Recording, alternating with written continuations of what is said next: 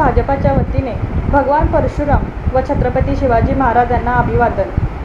मिरज भाजप मिरज विधानसभेच्या वतीने आमदार डॉक्टर सुरेश भाऊ खाडे यांच्या जनसंपर्क कार्यालयात भगवान परशुराम जयंती व छत्रपती शिवाजी महाराजांची जयंती उत्साहात साजरी करण्यात आली।